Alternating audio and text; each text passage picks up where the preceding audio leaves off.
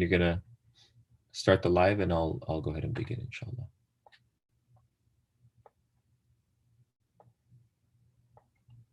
All right, go ahead. Assalamu alaikum warahmatullah. Bismillah, alhamdulillah, wa salatu wa salam rasulillah wa ala alihi wa sahbihi wa man wala. We ask Allah subhanahu wa ta'ala to bless this beautiful gathering. Welcome you from behalf of the Family and Youth Institute and Flint Islamic Center. We welcome you to this beautiful webinar with Dr. Madiha Tahseen. That's going to be on parenting in a digital age. My name is Samir, and I'm the development officer with the Family and Youth Institute, and I'll be your MC for today. We're going to go ahead and jump right in, and we're going to start off just introducing Dr. Madiha before she takes it away. Dr. Madiha is a research fellow and community educator and research translation manager with the FY, Family and Youth Institute. She holds a PhD in applied developmental psychology from the University of Maryland, Baltimore County. Some of her research interests include individuals and group identity development, parenting acculturation, and risk protective factors of Muslim adolescents' healthy development. She has presented her research nationally in both academic and community settings. She has been a community organizer for more than a decade, serving the American Muslim community in varying capacities, mashallah. She's also an executive board member of Stones to Bridges, a nonprofit organization that provides an anonymous platform to Muslim youth to address their emotional, social, and behavioral needs. So it's great to have her with us, and we're excited to be learning a lot. Take it away, inshallah. Before I do, I'll also invite folks to just one other logistical item. Dr. Madiha will be sharing a lot of information for us that we might be having some questions about. And so go ahead and drop your questions in the chat box, either privately to myself and her, or just publicly, if you're comfortable with that. And we'll go ahead and we'll take those questions at the end of towards the end of the session, inshallah. Jazakumullah khairan.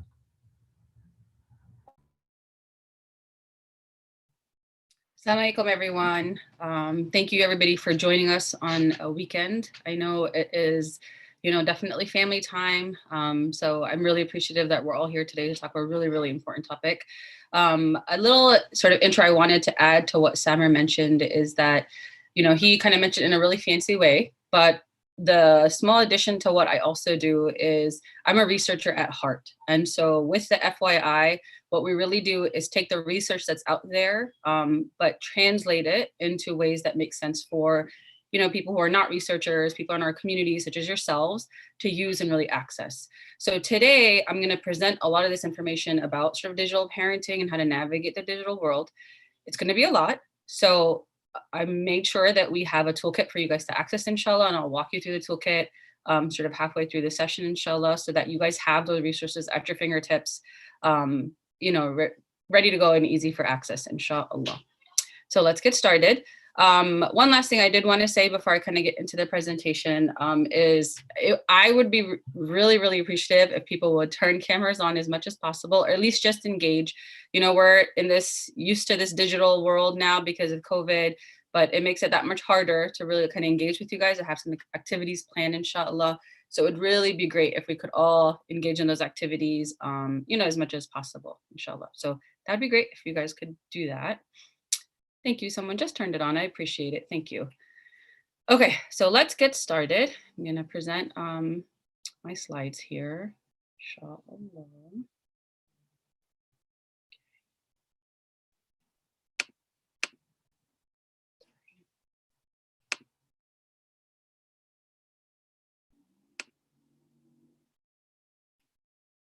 Okay, so right off the bat, I want to ask you guys a quick question. Have you had family disagreements about social media? So this is a poll that should pop up for you. You can answer yes or no. I'll give you a minute.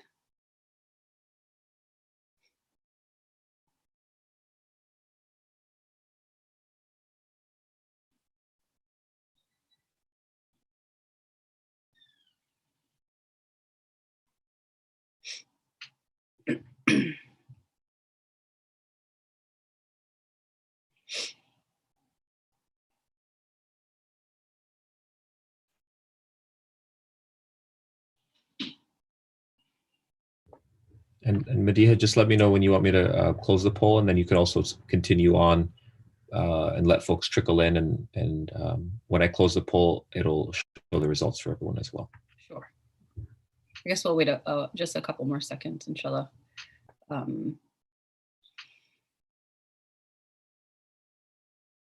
Okay, you could close it, Samir.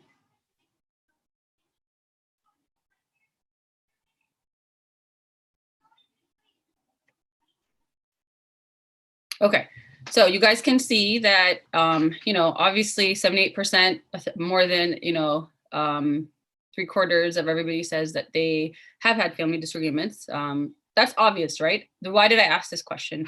I asked this question because oftentimes some people say they haven't had disagreements, about social media. And, maybe it's because parents think it's not an issue, but it's always an issue. And this is something that is it's a common issue that really is underlying a lot of our children's behaviors, and we don't think about it. So I just wanted to make that quick point. So now let's talk about what issues have you guys had?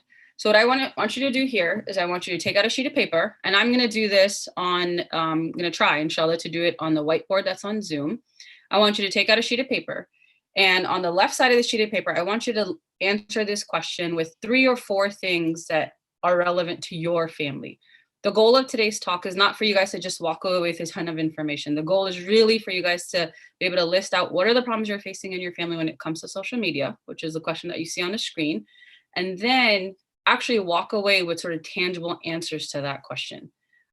So if everybody could I'm going to pause for a couple of seconds here, let you get a sheet of paper, write down 3 to 4 issues or problems that you see about social media with your kids and your family. And I'll start with some of mine. Inshallah, let me see if I can get this board to work.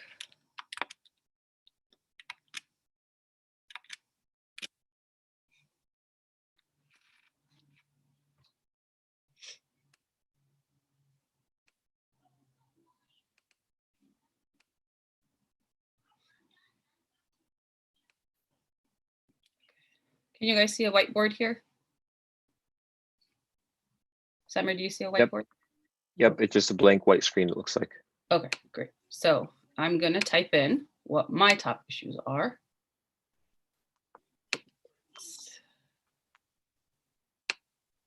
Oh.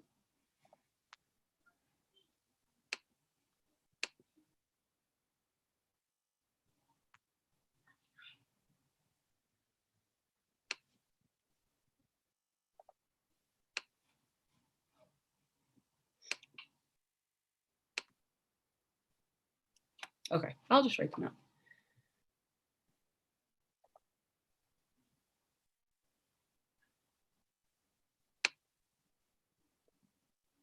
Yeah, okay, forget that. We're not gonna do that. I thought it would let me type text for you guys. So after a couple of minutes with you guys, I'll share mine, inshallah, and we'll see if anybody's willing to share theirs. Madiha, does the annotate option not work for you? No, it won't. Like the text button? It's okay. It's not a big deal. Okay. Yep. Okay.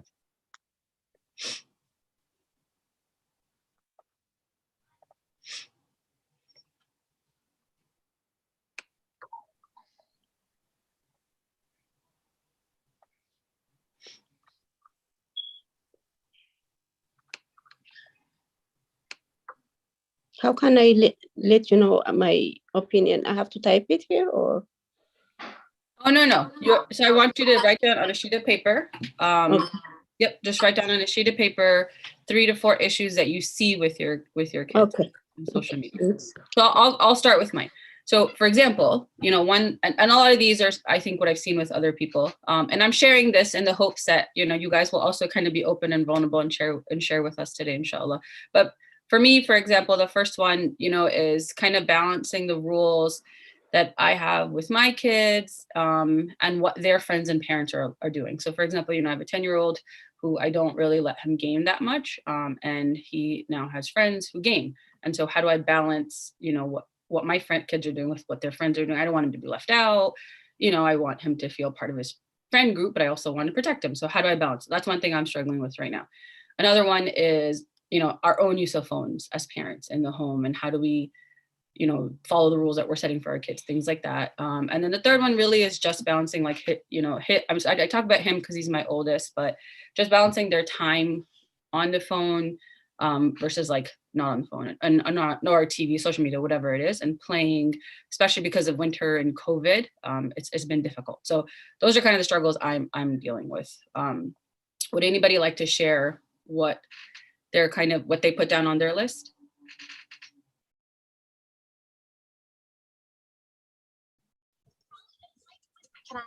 Any brave individual? I just feel like from my experience that the kids becoming older than their real age is. So they start so many questions. I'm not prepared for all that.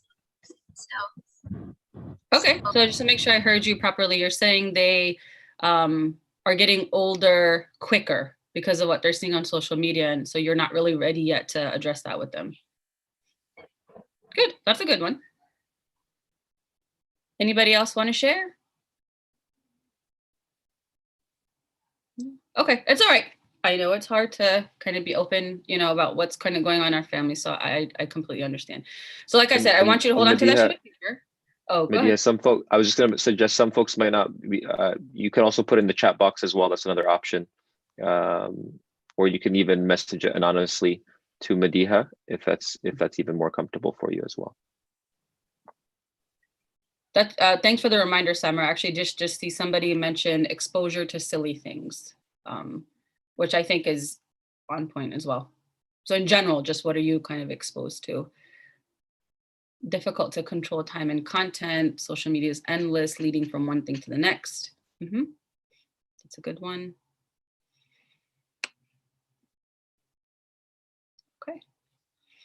Okay, so like I said, keep those issues that you've thought about for your specific family in mind. And inshallah, the goal is really, as we get through it, you're able to kind of connect each issue with what's the solution, or what's some practical takeaway that you can start with at your home, inshallah. So how will we be doing that? We're going to be covering these kind of topics today, inshallah. Really just what is social media use, and why do our children use it? What impact does it have on them? What are some digital parenting strategies and resources that you can walk away with, inshallah, to address some of those issues? When I say children, of course, I'm talking about youth, teens, wherever people are at sort of in your family, inshallah. So what are children and youth using, and why are they using it? Let's start with the first question. So I have another poll for you guys. How many hours a day do you think teens spend on digital media?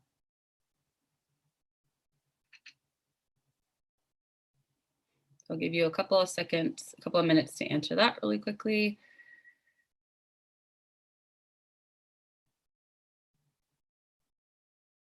And maybe while folks are answering that, Madiha, what would be included in digital media and what would not be?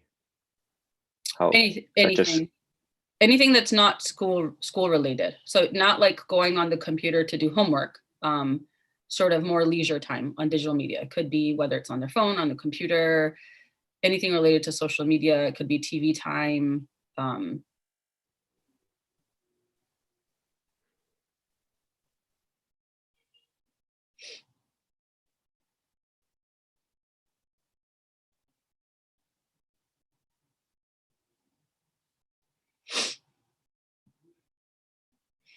Wait a couple more minutes, inshallah.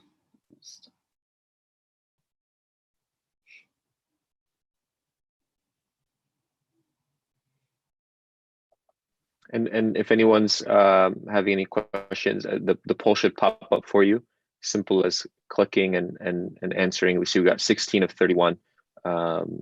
So it might be. Would love to see everyone share their experience. See, they're still trickling in, mashallah. Yep.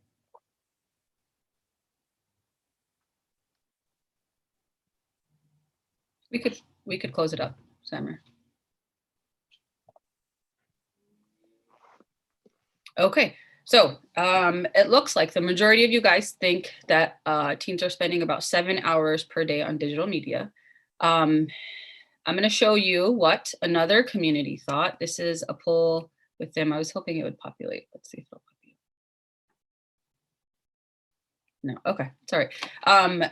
When I did that poll with another community we were presenting at, most of them also thought it was 7 hours. A few more than you guys thought it was 9 hours. The correct answer is it's, for most recent research, this number is obviously always changing, but it's about 9 hours. Their teens are spending 9 hours of time on digital media. Can you imagine? That's more than time that they're spending sleeping. That's more time that they're spending on education. 9 hours of the day. This doesn't mean, 9 hours obviously consecutively, but just throughout the day, they're spending 9 hours. That's compared to 2.5 hours about 20 years ago, right? To me, this is mind blowing that they're spending this much time on social media. I know Samrat asked that question about, what counts as digital media, and that's sort of the next question, I wanted to talk about is what are they doing on social media, right? Just sort of really quickly, where are they spending their time? What are they doing on their phones? As you guys can see in this image, a lot of it has to do with email, web surfing, texting, checking the time, games, and social networking. So you can see a lot of it has to do with what we as parents might not think is totally relevant, right? And we'll talk about what the impact that sort of has on them. The next question that will be for the poll, inshallah, will be, why do you think why do you think your child wants to use social media? So I'll let you answer that question.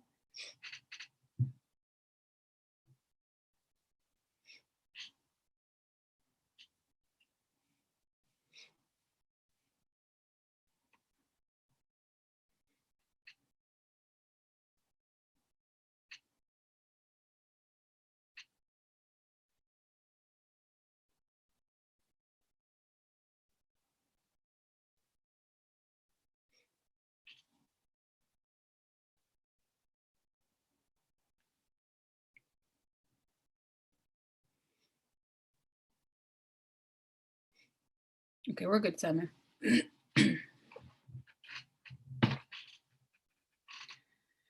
Okay, so it looks like there's somewhat of a split, or majority of you think, 52% that they spend time on entertainment, and then 35% on be connected, or just to be connected with each other, with their friends. And some of the other options just to look cool or express themselves and other. It's really interesting that most of you, that very few of you actually didn't think express themselves was important. Or as a reason why children use social media or to look cool, which actually, when in actuality, a lot of research shows that's one of the key reasons that youth really use social media is to express themselves. So, and we'll get to that, inshallah. I wanted you to answer this question for yourself so that you can then think through, your children best, right? Your teens best, even though they may seem so disconnected from you right now and so strange for you right now because of the developmental stage they're in, but you know them best. So I want you to keep this reason in mind, as we keep talking and thinking about what kind of solution do we want to put into place, because they really depend on the reason your child's using social media in the first place. And so you need to have that connection there, inshallah. So what is the research saying about what's the draw? Why are children using social media? What's drawing them to it? So these are some of the different reasons. Again, each of these is different and it applies to your child differently, so keep it in mind. But there's many, many more, and they change from time to time. Some of them, as you see listed on the screen, has to do with self-esteem, and I'll talk through each of these: expression, popularity, entertainment, belonging, and confidence. So the big one that I want you guys to pay attention here is self-esteem and expression. You guys already mentioned entertainment, and you mentioned some form of belonging, right, which is connectedness. But self-esteem and expression are the ones that research is showing is really tied to how it impacts youth internally and how they feel about themselves, and has the sort of strongest impact on how they develop over time. And so those are the ones that I want you to pay attention to. And the other thing to note is that youth can change from time to time in terms of what purpose social media serves. So they might have gotten onto, social media initially because they just wanted to fit in, everybody was doing it, right? Over time, because of how social media is and the nature of media, that could change to, now it serves the need of, really fulfilling their self-esteem needs and their popularity needs, or it really gives them a lot of confidence because they're able to do things on social media that they can't do when they're in person because they just don't have the confidence for it. So these needs kind of shift over time and they impact each other. Another big aspect that's really connected to why children use social media, and it's really connected to self-esteem and confidence, has to do with a term that our children know, which I'm hoping a lot of parents know, is also called FOMO, right? The fear of missing out. So as you see in the graphic, and I'll kind of walk you through it, what is the fear of missing out? It's really, oh, go ahead. Madiha, I think, I'm sorry to interrupt you, just at one point when you went to the whiteboard, you're not sharing your screen, so we just need to get the presentation back on. Okay. Let me go back.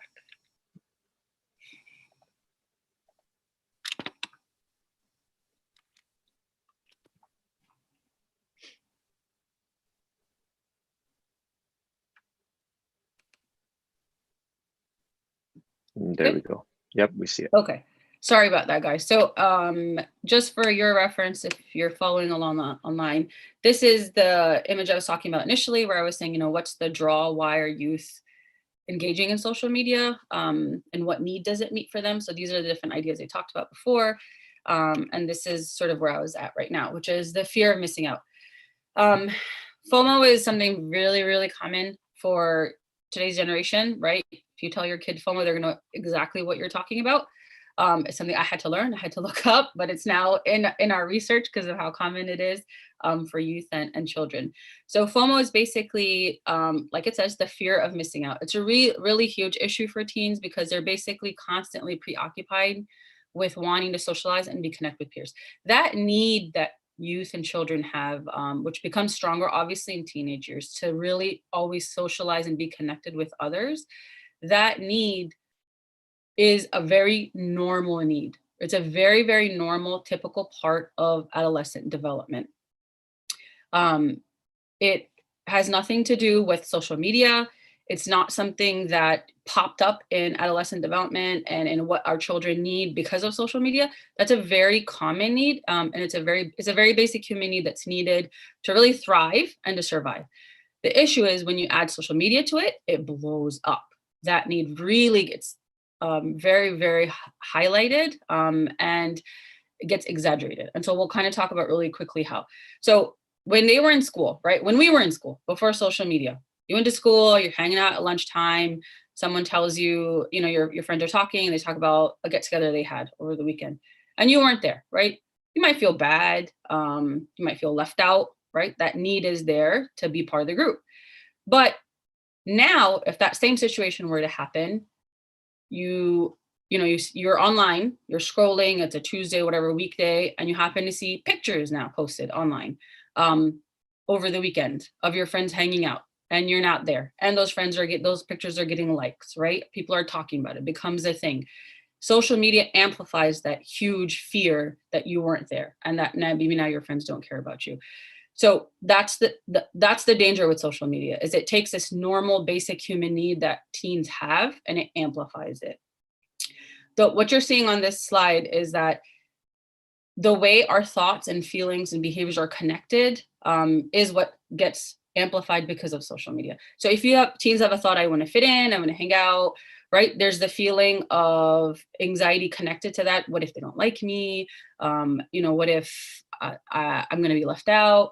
That feeling and connected to that thought of wanting to fit in drives you to a behavior, which is I'm going to create an Instagram account, right? I'll create a Twitter account. I'll follow these people. I'll add these friends, or I want to make sure I join my basketball team on Facebook as well because I want to see what's going on, right? Whatever it is. That common behavior that you see in the triangle right there, if you connect that with no likes on social media, no following, no people talking about it, no reshares, none of that, what that then does to you is it triggers those same thoughts, feelings, and behaviors. So now your thoughts are, well, no one's liked my posts. Nobody likes me. I'm a loser. All of that kind of sort of thought that follows. It now amplifies the feelings of anxiety that you already had, that maybe you're worthless. Maybe you aren't part of this group. You get angry at yourself. You're lonely, right? It increases all those feelings. And then that cycle influences your behaviors. Now you're going to check your account more frequently. Now you're going to compare your status and your pictures to the time that your friends are sharing their pictures and updating their statuses and figuring out what they're doing. So all of that cycle just reinforces itself again and again. So this simple need that we have to belong, that is a normal need, gets amplified because of the nature of social media and how social media works. I wanted to make sure just the reason I'm spending some time explaining this is to help us understand how prevalent the impact of social media is and digital media in influencing our team's thoughts, feelings, and behaviors, and how much of it is a cycle, inshallah. So what does it do, right? What are the dangers that it causes? What kind of impacts does it have? I wanted to share some quick stats with you guys that you see on the screen. I won't go through all of them, but just this is what some of the research is showing about the dangers that social media poses for our teens. 69% of teens regularly receive personal messages from people they don't know. 64% of teens post photos of themselves. More than half of those posts contain information about where they live. Females across the board are more likely than males to post images of themselves or videos of themselves. They're also more likely to be bullied. And they're also more likely to post things with individuals that they do not know, right? So there's a huge danger here that we need to be aware of. When it comes to inappropriate material, just to be very frank about this, because this is an issue in our community and we need to be talking about it so that we can deal with it. 43% have accessed simulated violence, 36% have accessed sexual topics, and 32% have accessed pornography. So imagine how much these numbers are if teens are actually more willing. These numbers are probably much lower because of underreporting. These numbers could be much higher because a lot of teens don't want to share what they're actually doing. And that's even worse in our community. Some other quick stats of what's going on and sort of what's the impacts of some of this. 15% of teens have hacked into somebody else's social network account. So imagine what morals teens are walking away from when they're engaging in that kind of behavior. 35% of teens argue with their friends online. And some of that, a smaller portion, 20% of friendships actually end because of online interactions and what happens online. 4.5 teens get into physical fights due to online interactions. And the last bullet point that you see there is really important. 7% of teens really fear for their safety, but don't tell parents about it. I know that sounds really small, but if your child happens to be that person in that 7%, that's not a small number, then that issue becomes really big. So there's a lot of danger out there with all this time that our teens are spending on social media. So what impact does all this time have on our children? And what is it doing to them? I wanted to ask this next question about what do you think your child gets out of using social media? Oh, I think did we? Oh yeah, sorry. So earlier we had asked that question about, why do children need to use social media? This is more, what do you think they get out of it? What impact is it having on them?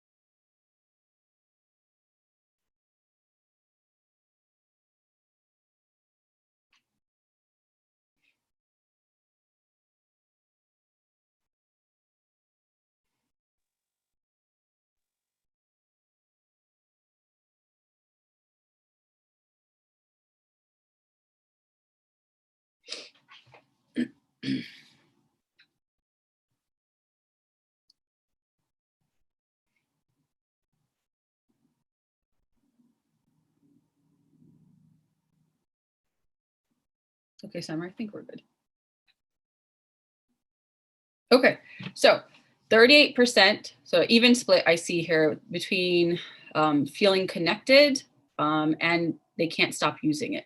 So which is really interesting. You know, those of you who think they use, you know, what do they actually do end up feeling connected, which is that need that we talked about before, but then they also can't stop using it, right? So it has an impact on them and then they become self-absorbed, which is 17% of you. 4% it looks like said feel free or become two-faced, which is really interesting because becoming two-faced is really a big part of sort of the impact social media and digital media is having on youth. So we'll talk about that as well, inshallah.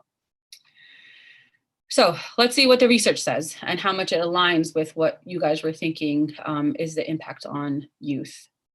So in this picture, this is an actual live brain scan of teens while they were using social media. So there was this really innovative study that was done out of UCLA, and they looked at teenagers 13 to 18, and they studied what was happening in their brains when they were watching social media, right, and interacting with social media. And so I just wanted to highlight some quick findings from that study to show you what impact that this social media is not just, you know, it's not just like a small behavior that you just pull your teen away from. It's actually having, to some extent, depending on what end of the spectrum you're on, it's actually having real implications for their development, right? If it's impacting brain development, imagine what it's doing to the rest, other aspects of their development. So anyhow, in this study, the parts that you see highlighted are the same parts that are activated. That's your pleasure center. So if I gave you chocolate, most of us love chocolate. You eat chocolate, feel good, right? If I tell you to win you won the lottery, you feel happy. You know, whatever it is that makes you happy, seeing your kids, you know, having a nice meal, enjoying company with friends, just right, realizing you got a bonus at work, whatever it is, wherever it gives you pleasure, this is that center that gets activated in your brain. For teens, when they were watching their own, when they were looking at their own pictures or pictures of their friends getting a lot of likes on social media, this is what got activated. So I want you to think about this for a second. The same part of your brain that connects to pleasure and success and achievement was activated as getting a lot of likes on your pictures on social media. Think about that for a second. That something as simple as a picture online that's in your social network for people to see actually has an influence in this part of your brain. Real live influence is what they were able to pick up. They wanted to like study it further, right? So what did they do next? They did this neat study where they said they wanted to give them pictures and see how their brains were acting then. So what you see on the left side with the pictures of the food is neutral pictures. And then what you see on the right side is the risky pictures, right? Pictures showing kind of negative behavior that's not okay. What they did was they showed teens the neutral pictures and they showed them the risky pictures. The neutral pictures, there was a whole variation. It wasn't that they were just showing one. They had pictures of food, friends, hanging out, things like that. The risky pictures, as you see, were like cigarettes, alcohols, teens kind of dressing provocatively, that kind of stuff. Then they compared that same brain activity that I just showed you before. And what they found was that for all pictures, regardless of risky or neutral, teens were more likely to click like on the picture if it had likes. If there was more likes to it, they clicked like, regardless of if it was a neutral picture or a risky picture. What is that telling us, right? For those of you who are in the IT world, those of you who know a lot about technology, right? You know that social media works on an algorithm. So the more you see something, the more of that pops up, right? So if I'm somebody that's constantly liking things that are not so appropriate or things that are not good for me, what's going to pop up for me more and more? The same thing. So imagine what impact that has in terms of what your teens are exposed to. The next step they did is remember I said they were looking at their brains, right? So what they found is when teens were looking at the neutral pictures and the risky pictures, they had the same activation in that pleasure center if there was a lot of likes to both pictures, right? Naturally, you would think neutral pictures should get less or should get more than risky. That was not the case. Even more interestingly, the part of your brain that does control, right? It's your be careful. You know, it's kind of your alert area of your brain that tells you this is dangerous for you, stay away from it. It's your decision making, right? That area was less activated, even if they saw the risky pictures, because of the fact that it had highlights associated with it. So they didn't see something as dangerous because they evaluated it as positive, because other people evaluated it as positive, right? So this is that typical like peer pressure that we talk about that exists in schools, but it's happening in live on social media. So it's something that you think should be dangerous for you, your brain is not interpreting it as dangerous because you've now thought, hey, this is something that's good for me. I enjoy this. This is popular. It must be right, right? It's that classic issue at play. But it has to do with social media, which is in your face all the time. So it's that much more dangerous. So essentially, it creates sort of a tunnel vision for our teens, which can become really dangerous. Does anyone, I can pause here for a second really quick for questions before continuing. Related to impact. Does everybody kind of understand what we're talking about when it comes to impact on teens? And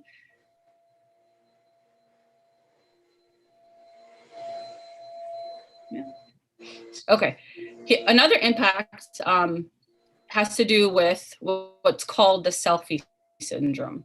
So what I want you guys all to do really quick is I want everybody to take your phone. So here, I have my phone here. Okay, you guys have to do this with me, okay? So take your phone and first hold your phone down here, right? When you hold it down here, it feels like a normal phone. When you hold it up here, like this to take a picture of yourself, I want you to see the change you feel in yourself. Now, really quickly, I want you to actually take a selfie. Take a selfie like this, really quickly for a second, and then I'll ask you some questions. And take a selfie that you're actually gonna pose online.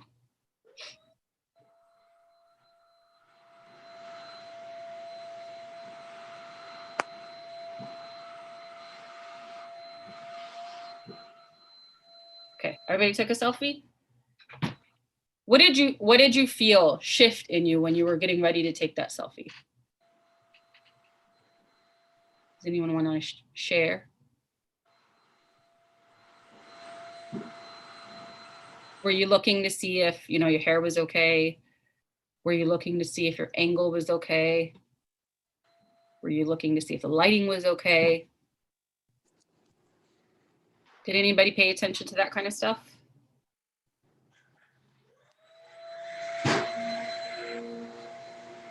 Yes, no. We got someone in the chat saying inclination to pose and self-awareness. Right. Inclination to pose and self-awareness, right? It's those small things like, oh, let me angle my head a little bit, let me check the lighting, maybe hold my phone up. These are things, for example, I growing up never thought about when I had to take a picture. I'm just like, oh, snap a picture, no big deal, right? But because of this whole selfie and what it does to you when you're looking at yourself in the picture in the camera over and over again, it makes you so self-aware. We're all grown-ups, right? So we didn't pick up on some of this stuff as much, but if you're a teen and you're constantly doing that all the time, right? Always taking a picture, always posting it, what is that doing to you? What impact is that having on you? And so that's why there's actually the whole term now, it's called selfie syndrome, right? It's making you, in a way, narcissistic, right? It's making you so self-conscious and self-aware all the time. What impact does that have on young girls, especially? Can someone answer that question for me? What impact do you think we're seeing on girls because of this constant need, to post selfies and about what you're doing, where you're going, what you're eating? Does anyone want to share? What is it doing for our girls? Some of you may have daughters. What is it doing for them? That shift that happened as soon as you put the camera up and you were looking to see if your angle was right, if the lighting was right. So we're getting quite a bit in the chat. So we have not satisfied, wanting to take more to fit expectations, self-image, lack of self-esteem, constantly feeling they're not good enough, that they want to put each other down, or they want to put each other down potentially. Body image, comparing oneself to common beauty standards, low self-esteem, outdo each other. Mashallah, this question got quite a Yeah, unfortunately, it's a huge issue. So, and those are all absolutely right. For girls especially, it's highlighting their body image issues, whether they had them or not. They didn't have them, it's creating them. It's really becoming a big problem. And with so many apps nowadays where you've got filters to change how your face looks, right? It's creating huge issues about, do I accept myself the way I am? Do I always have to put on a face? That two-faced question I asked before about what's it creating in our youth is it's creating that, this multiple personalities. You're one way on social media and you're a different way, in a different way in person, in your homes. It's creating all of that because of what simply having to post pictures of yourself does.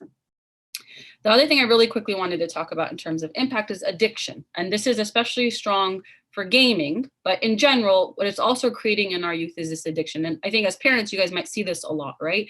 Is they're addicted to their phones. They're all the time constantly wanting to look at their phones, right? For a lot of youth, social media serves as an escape from life, right? It's a coping mechanism. They have a fight with you, their parents, they have a problem that happens in the home, they jump right onto that video game, or they jump right onto social media, right? There's a lot of research showing there's a link between children who have anxiety and teens who have anxiety and gaming and social media. It's now becoming basically the new high, right? They're chasing the likes, wanting to get that, and that impact it has on them. It's the new kind of high that we're talking about in research. Really quickly, I just wanted to touch on gaming, and there's resources in the toolkit for this as well, inshallah, is, why are we saying that it's addiction? Like, are we serious? Is this really like addiction the way you think about like someone having alcohol addiction or, drug addiction? And it absolutely is. And the reason is because remember I talked about that feel-good center before in the brain, right? So the feel-good chemical that's connected to that is called dopamine. And that really shoots up when you're feeling good, which we need it and good, and balance levels. But what happens is that chemical also helps you sustain interest and attention. So when you see somebody playing video gaming, right, their dopamine levels are rising because they're really interested in what they're doing and they're, beating the level or whatever it is. But it also, they need that to stay focused and stay attention. And so it's so hard to pull them away because you get sucked in. And then the problem with it is there's also a threshold issue. So the more you do something, the more of it you need to meet that need that you have. So what you'll see, teens kind of starting off on one platform and then getting to the next, starting off with one video game, and then that becomes not enough for them. Or starting off with 30 minutes and that doesn't become enough and it becomes an hour, it becomes 2 hours. That's why that happens. And that's why a lot of researchers are talking about it being sort of addiction, and why we need to look out for this so much. So just to sum up really quickly, what are some of the real life impacts that all of this is having, right? I've talked a lot about how it impacts their self-esteem, how they see themselves, but it's also having impacts outside of themselves. So there's a lot of issues when it comes to bullying. I won't be able to talk about bullying today just because of time, but the FYI has a bullying toolkit that you guys can check out for a lot more information, especially about sort of cyberbullying. And I know Samra, inshallah, will share that link for you guys as well. But it's resulting, obviously, there's also impacts when it comes to depression and anxiety with youth, because you can imagine if they're chasing those likes and they're not getting them, what impact is that having on how they're feeling about themselves? We talked about self-esteem. We talked about assault as well, which is really a big issue. Something as simple that we don't think about, and our teens don't think about it because teens live in the present. They don't think long-term, right? They haven't gotten that skill yet. So they don't think about college applications or jobs, but it's showing up there. Really interestingly, over time, workplaces, for example, and colleges are now using social media to decide, one, if they're going to hire you or not, and then two, if they're going to accept your college application and even pull your application. So there was a really interesting article that came out about how Harvard actually withdrew applications from candidates that they already accepted because of what they saw on their social media. In another study, they were showing how 30% of job applications were rejected because of what the applicants had posted on social media. So this has a real life impact on what our youth are going through. And so that's one angle you might want to take with your children when you're talking to them, especially the older ones, about social media and sort of its dangers.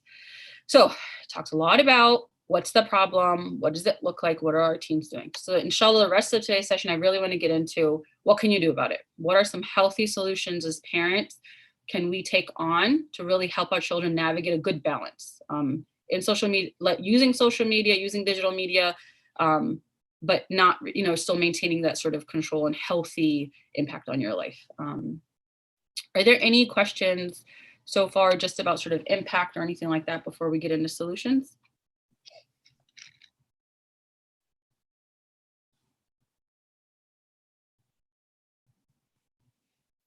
Samir, sorry, I can't see the chat box in the view that I have. So if there's none, I can just keep going. There was one question received, but it was more about solutions to like video game addiction. So it's up to you if you want to take it now or save it for later. We'll get to that, inshallah. Yep. Inshallah, we'll get to that in solutions. And if we don't, I'm planning on leaving enough time in the end to cover some of these questions. Okay, so we're gonna go through some parenting strategies about things that you can do in the house. Before I kind of talk about any of these in depth, I want you to pull back that list that you had, right? About what are the problems you're facing in your home. As I talk about these strategies, I want you to pair whichever one of these strategies makes sense for those problems that you're having. So all of these strategies might apply to you, only a few of these strategies might apply to you. So you have to take it in whatever way makes sense to you. Wanted to put that disclaimer out there. So the first biggest thing, right? Before you can start any strategy, the heart of any parenting is your communication style with your children. So whether you're talking to me about digital media, whether you're talking to me about any other parenting struggle you're having, let's conflict with kids or getting them to pray or anything, the heart of all parenting is communication. You have to have good, solid communication styles with your children. We have a whole workshop on communication because of how important it is. I can't go into in depth about that, but there are resources on the website for that as well, inshallah. But the main thing when it comes to digital media is don't make it the taboo subject. Don't make it the thing that you just have the law, you put it down, and that's it, and you don't talk about it. Constantly talk about social media, not always lecturing, right? But just effectively be involved with them, right? Your car, the conversations that you have in the car with them, right? For me, that's like the best time to talk to my kids. We're driving places and things always come out during that time. So these just even informal conversations that happen, something happens on the news. Those are all ways for you to put little teachable moments about social media and digital media with your children. Keep that open constantly. The image that you see on the screen is a great one as a starting point. Questions that you can tell your children to ask themselves. So what does it say on there?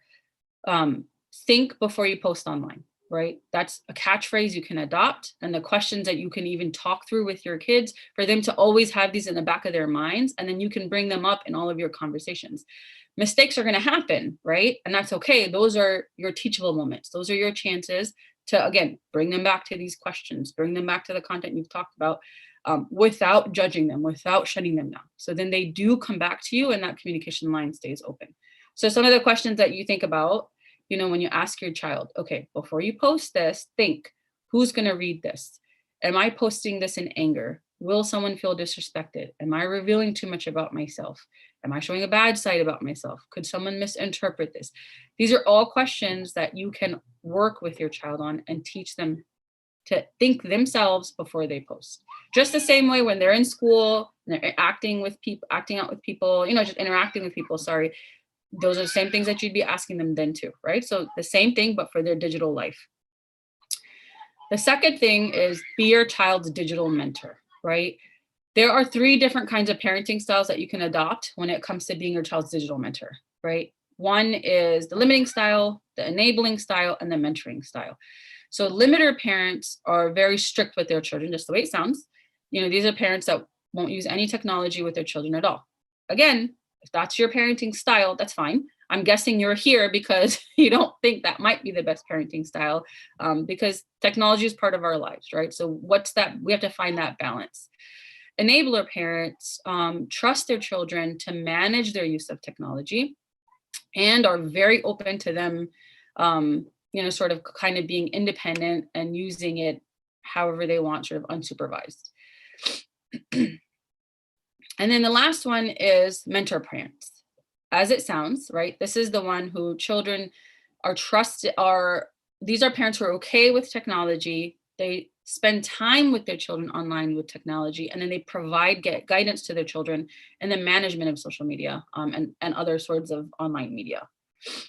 So just take a second and think about these descriptions and just answer a quick question about what parenting style do you think you have? Do you think you have a limiting style? Do you think you have an enabling style or mentoring style? And so for this one, we have the poll that I'm going to launch, and there's just a small typo on my part that the question is incorrect. It reads from the fourth question that we had, but so just keep that in mind as you answer the question. But all the answers are there for you to give your response.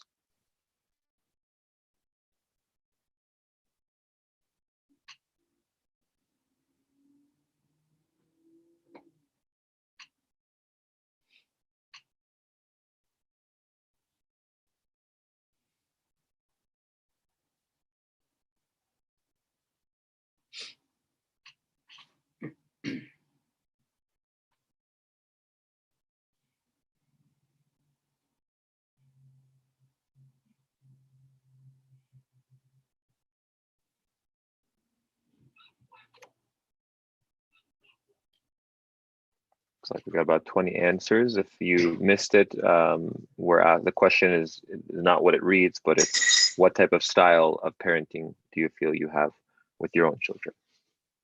Limiting, enabling, mentoring. And we had one sister said in the chat, she messaged me privately, says it depends on the age. Depends on the age what style you have. That's a good point. We can stop there, Summer, inshallah.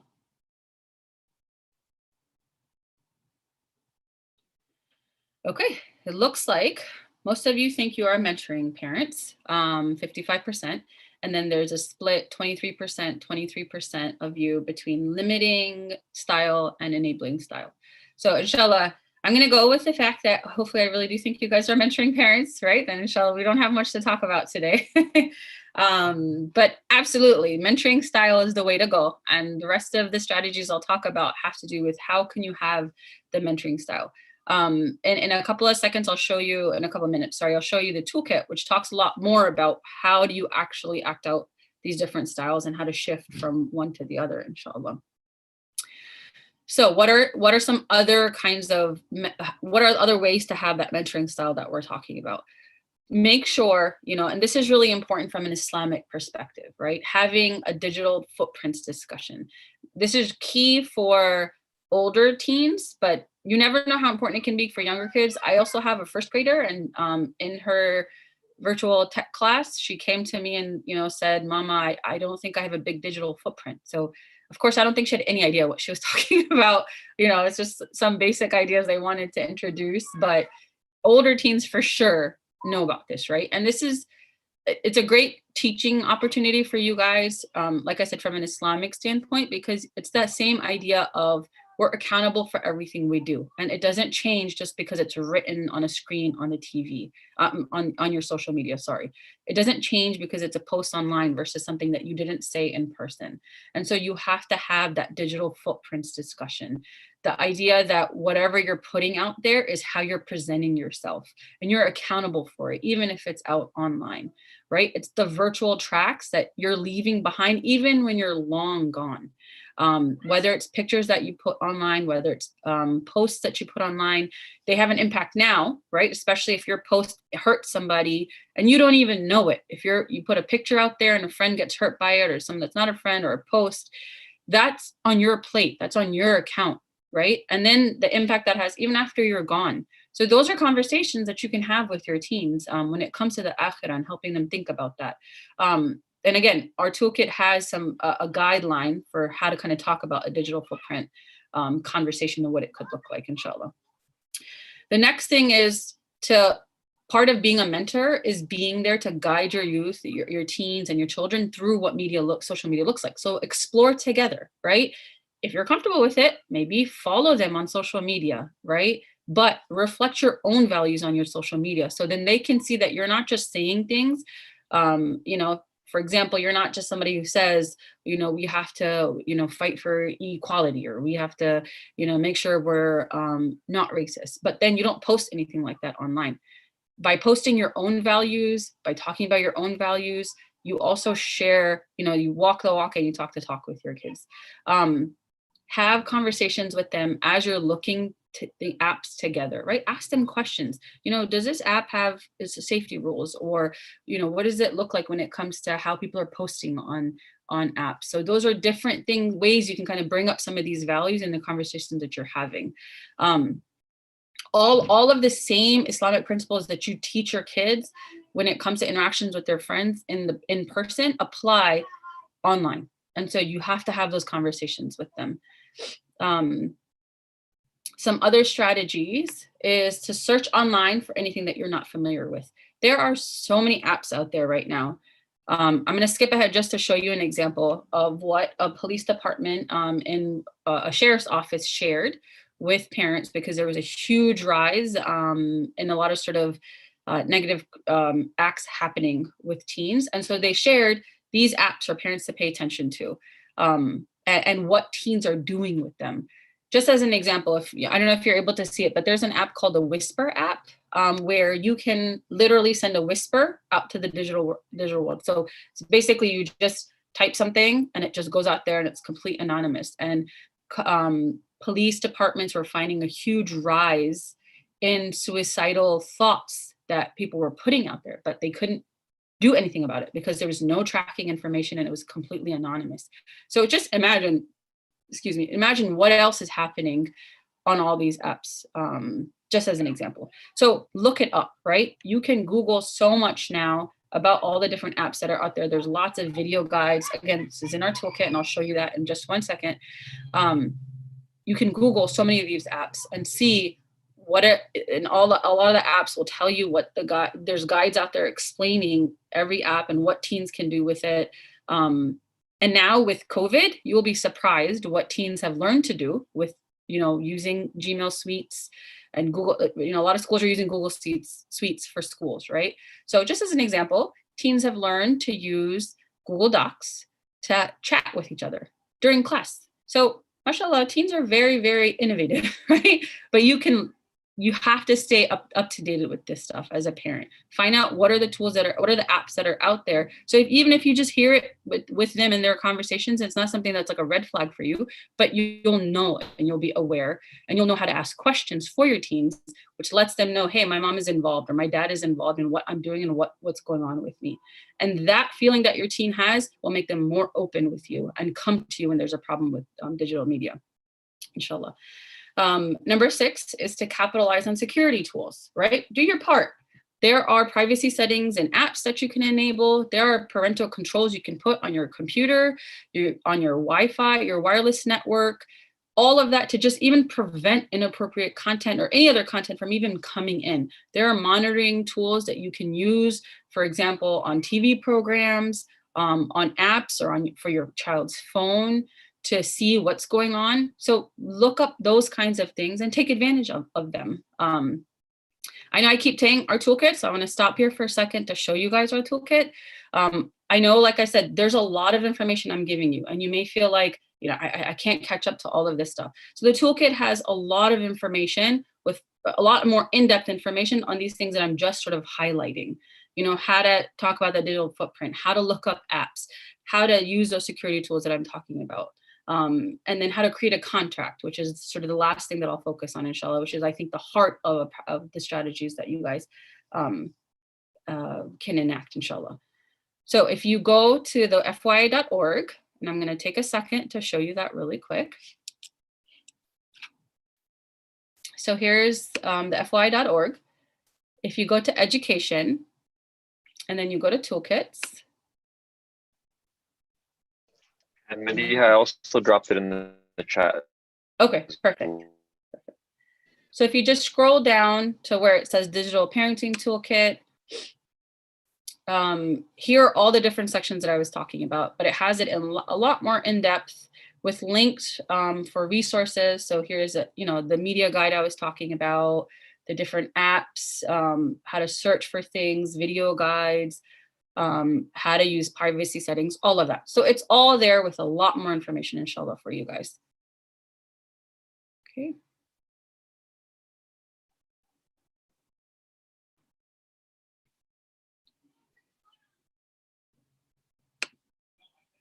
Okay, so the last sort of strategies, to me as a parent, these are the most important, I think. This is what can really sort of help you set the foundation for what social media should look like. And it's called a social media family agreement or a contract, whatever you want to call it. But it's basically, as a family, you need to come to terms with what are the rules that you're okay with, right? Actually, you have to create rules as well, right? You have to think about what are you okay with, what is healthy in terms of social media. And in those rules, you need to think about where kids can use social media. You need to think about when and how often. And then that contract needs to also have consequences connected to it. This idea, you might be like, oh, well, this is not mind-blowing. We're supposed to be doing this for everything else. Exactly, that's the point. With any other behavior you're talking about with your children, whether when it comes to praying or teaching them to clean up after themselves or giving them chores, right? The common formula you should be following is, you have the expectations, you communicate the expectations very clearly, right? You train them on the expectations, and then you have consequences in place if they don't meet those expectations or those rules. Social media is literally the same thing, right? What are your expectations when it comes to where they can use social media, when they can use it, how long, right? What are those rules? And I'll give you some examples that you can kind of see on the side that research has talked about parents are using, but they're going to be specific to your context. And so make sure they're specific to your family. And then what are the consequences if they're not followed? This is going to be different for a 7-year-old, and it's going to be different for a 14-year-old. So keep that in mind as you're thinking through some of these things. As you guys might see, what are American parents doing based on Common Technologies research on this information? This is from the APA. 20% don't allow cell phones at the dinner table. So that could be a rule that you could try. 20% have an unplug or digital detox period. 21% don't allow devices during family time. 19% don't allow them with friends when they're together with friends. 19% you have to say you have to turn off notifications for social media apps, so you're not constantly bombarded by that need to always be in the know. And then 19% limit watching TV. So again, pick what's good for you. If I had to give you some quick and dirty recommendations, the first one would be there should be no alone time in bedrooms with social media. This is especially important for older kids. I know it sounds really, really silly, but I know families who have 17-year-olds and 16-year-olds, 15-year-olds who will not let them have laptops in their rooms after certain hours.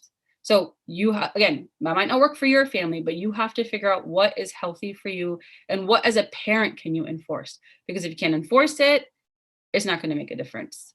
Your kids will know that, oh, mom doesn't really mean it. Dad doesn't mean it. It's going to be fine. Just watch. They'll give in, all of that kind of stuff. And that reinforces that same negative behavior. Another one that I know a lot of parents use very commonly is, no devices at the dinner table. There's a set time. So I know a family that says after midnight, you can't use it. So even if that might sound unrealistic, right? For a 15-year-old who has to do homework, and teens tend to stay up late at night. So they've adjusted. They get up earlier in the morning and get their work done, or they make sure it gets done in the daytime. So it sounds a little harsh, I know, but if it makes your child, your teen, your older teen especially, readjust their behavior, because it's coming from a place of you trying to protect them and help them develop in a healthy way with open communication. If you do it with having a healthy conversation with them, they will be much more likely to hear you and adjust accordingly. Parents' role is not to be best friends and to be liked for what they do. Our role is to provide guidance, to provide limits, but in a healthy and open way that's warm and perceived as guidance for our teens, not perceived as parents are just trying to control and they don't care about what I do or they don't care about how it impacts me. So have that agreement sitting together, come to the same place together, especially with your older teens. You're not going to do that with a 7-year-old, of course, right? But with your older teens, you have to make sure that you get their buy-in. Again, I don't mean you ask your 14-year-old, hey, how long do you think you should be staying up online? 1 o'clock, no problem. right? That's not what I mean. What I mean is you have a conversation and say, I just want to make sure that you are safe when you're online, and that it's a tool that you're using in a healthy way that's good for you. It's not something that's going to hurt you. Because of the dangers that exist out there, and because you're still growing, it's my job to help you, guide you through that. So let's talk. What do you think is a good time for you to be on? Tell me about how late you need to be on at night because of school or what other reason. Those are ways to have that conversation that brings your youth and your teen to the table to have open conversation with you, and for you guys to come and create this agreement together instead of 12 o'clock, that's it. I'm the parent, you just need to listen to me. So I hope that makes sense, inshallah. But that's the heart of it, is this media agreement and sticking to the media agreement. The next part, which is modeling good digital citizen yourself, I think citizenship, this is a really key one. If you guys remember the 3 things that I talked about for my family, the second one was our own digital media usage, right? So that's something definitely that we struggle with. One, because of virtual learning, we're on front of the screens all the time right now and working from home, but also just, do I make sure my phone is not at the table at dinner time, right? Do me and my husband make sure that if my child is having an important conversation with me, I give them my full attention? There's my phone with me all the time, right? Do our children feel jealous of the time that we give to our phones? So ask yourself that question, and then model the same rules that you expect of your children, so that you, again, are walking the walk and talking the talk, right? And then the last one, which sounds a little bit silly, but it makes sense. Embrace the digital world, digital collaboration, and Here's creation. a reminder from Prayer Times. Sorry. It is time for 1 second. Asr. The next prayer, Maghrib, is in 2 hours and 23 minutes. It'll go away in a second. Okay. So embrace the digital collaboration and creation. Here's a reminder from Prayer Times. One more time. It is time It'll for go away Asr. right after this. The next prayer, Maghrib, is in 2 hours and 23 minutes. Okay, I apologize. I apologize for the interruption. So the last one is embracing digital collaboration and creation, right? What this basically means is that we cannot run away from media. We cannot run away from technology, right? We need to embrace the fact that technology is going to be in our children's lives. It's our job to figure out how to manage it. And how to teach our children to manage it. Just the way that you teach your child anger, how to control their anger, right? That self-regulation, how to control themselves, how to control their impulses and their desires. You do the same thing when it comes to digital media. So instead, you work with them to teach them in a way that they know that Allah is watching everything that they do, how to use digital media. So as an example, you guys may remember a while ago, when the March for Our Lives campaign happened because of school shootings, right? That's an example of how youth use digital media for something positive. And it was to launch, a positive movement. It was not for, their self-absorbed needs or anything like that. It was to launch something positive and healthy. So that's an example of how you can also work with your child and your teen, especially, to take advantage of social networking for something positive and for something healthy, but teach them balance and control along the way. Using that contract that we've talked about, making yourself self-informed and self-aware of all the different ways that digital media can impact them, but also the good that can come out of it and what role you play as a parent. So I'll stop there, inshallah, because I want to make sure we have enough time for question and answer, and to go through some of these things more in depth. So I'll open it up now, inshallah, for that.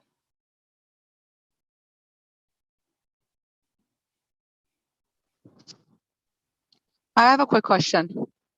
Sure. Do you know of any research that looks at like the trajectory of media use or like kids engaging with media throughout childhood and kind of how the parent's role can change over the years? I'm just more curious because like my kids are young now, but your role as a parent, does it change? Like if you're more of a mentoring parent, if you instill certain habits in your kids, like is there evidence that you need to like do that throughout the years, or when they're older they can on their own be more independent and manage their media use. So kind of like more how media use like plays out over the childhood's like early years. Yeah, absolutely. That's a great question. So there isn't research looking at media use and parenting over time, right? They haven't looked at it because that's like a longitudinal study for many years following kids until teens. So they haven't looked at it when it comes to digital media, right? They have looked at just digital media in young children compared to teens. And of course, the number drastically increases with teens, right? As we can imagine, that youth and teens use digital media a lot more than younger children. For parenting in general, though, right, not specific to digital media, but parenting in general, the research shows that parents themselves think, right, this is not what it should be, but parents, their own perception is that as children get older, when they become teens, they need to pull back and give them more independence, whether it's willingly or because it's just, it's too much of a hassle trying to work with the teens. So a lot of parents will withdraw. That's what parents' perception is. That's what they think they need to do, that when children are younger, we have to spend more time working with kids and guiding them and teaching them. But when they get older, we need to pull back. But what the reality is in terms of what children's perception is that teens actually want parents to be as involved in their lives when they're older as they were when they were younger. And when they followed parenting styles in terms of what style was the best for children's outcomes, they found that parents who stayed involved from childhood to teens actually had the most healthiest developed teens when they were older. So the involvement level is actually just the same as your children get older into teens. It's what the involvement looks like that changes. So, when your child is young, let's talk about it with digital media specifically, right? If you have young children, what parental involvement might look like is, okay, you get, 30, you get a minute, you get an hour or 30 minutes of this show in the morning and in the afternoon, right? Let's pretend COVID doesn't exist and we're not talking about what they're doing on the computers for school. Let's just say that's what involvement might look like, right?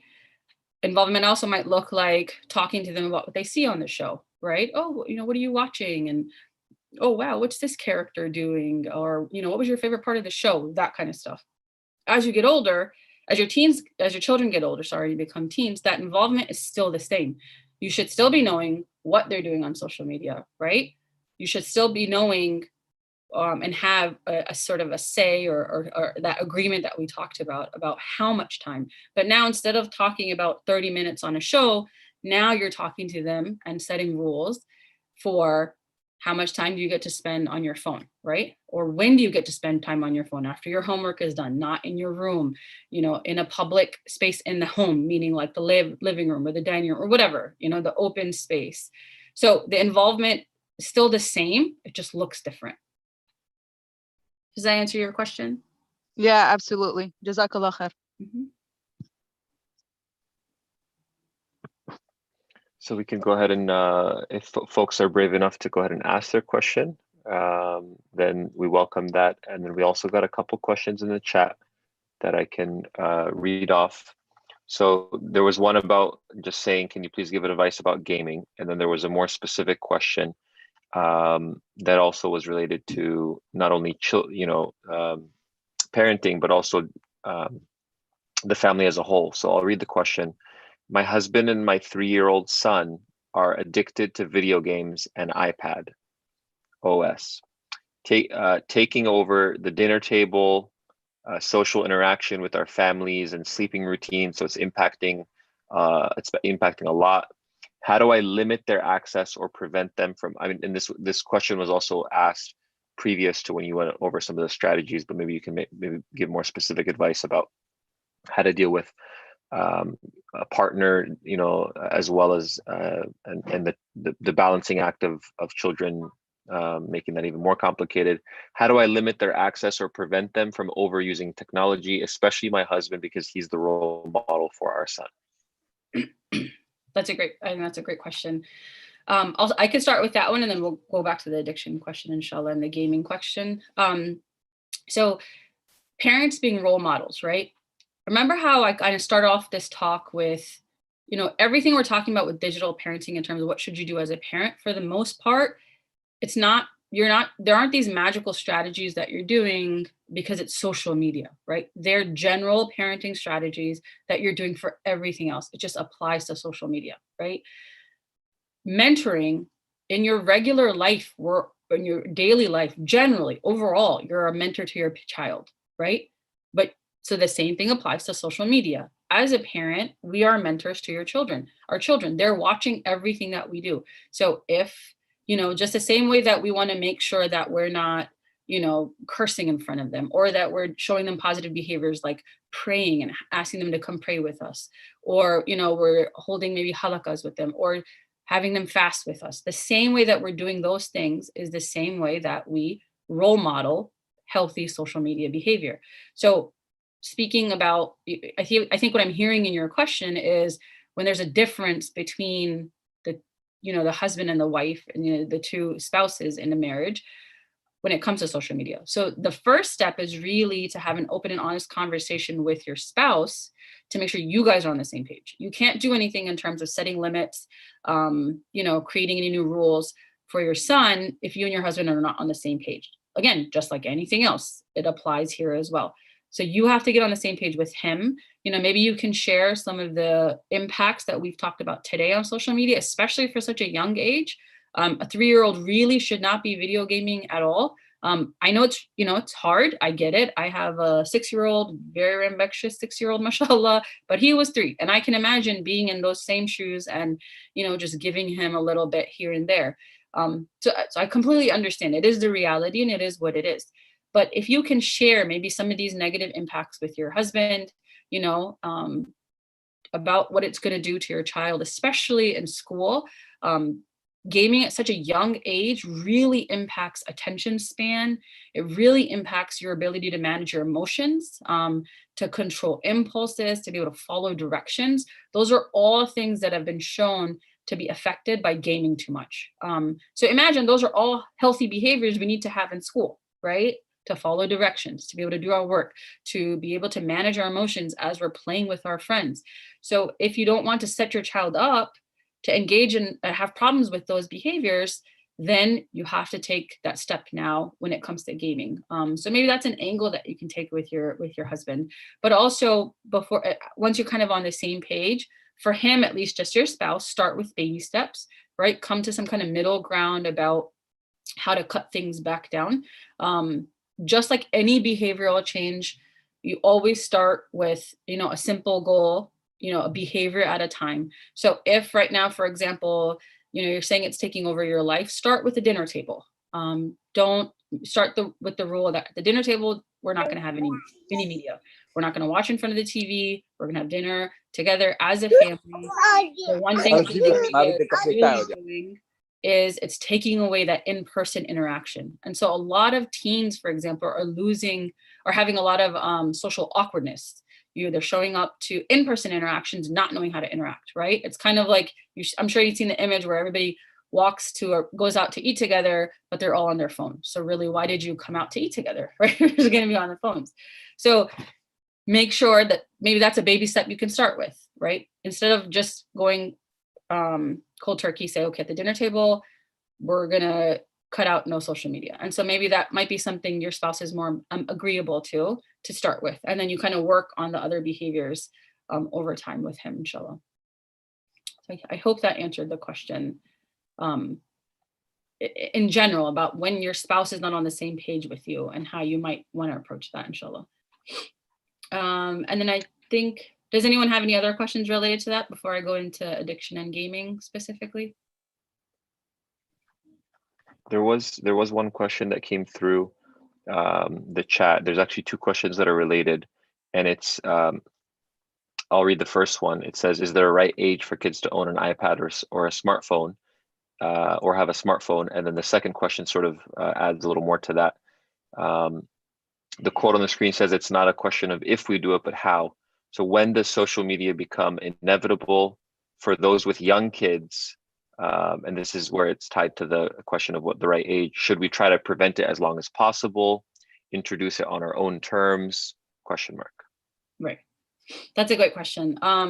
sorry, one thing I just wanted to add really quick about role modeling and how much, sorry, the conversation I was having before about how much you want to model healthy behaviors is, I can't tell you how much I've seen parents who, for example, take their kids to soccer practice or get together for a play date, but the parents are all on their phones. And then, initially I used to see kids on playing, but now I see the kids on their phones too. So what are the kids picking up on? They're doing exactly what they're seeing the adults do. So I cannot emphasize how important it is as parents, first evaluate your own behavior, right?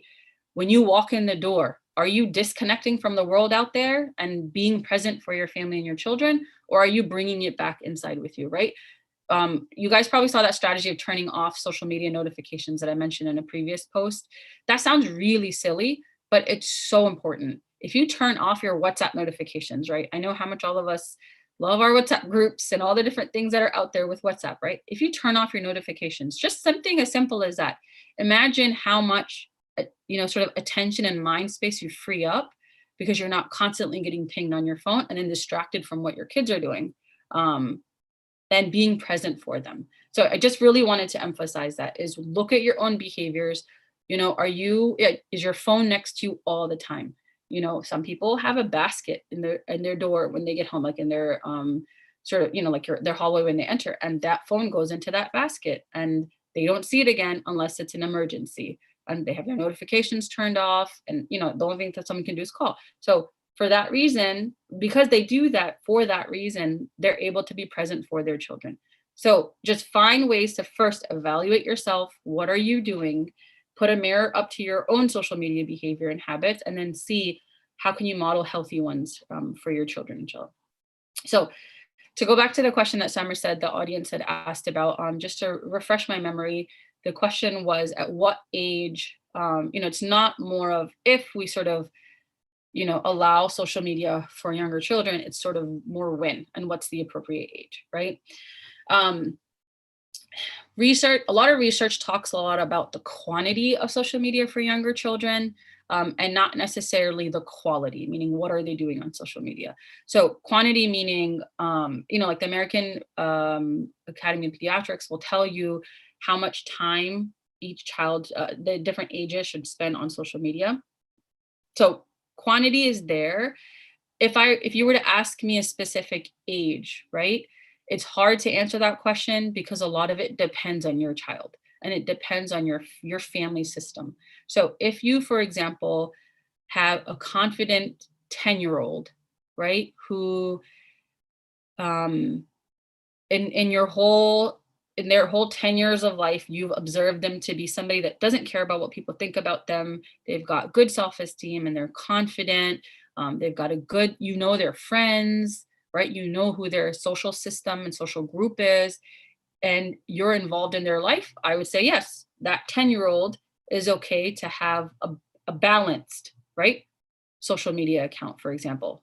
But if your 10-year-old is somebody that doesn't have a high self-esteem, has struggled with self-esteem, and they're not somebody that you see can, fight up, sort of fight peer pressure.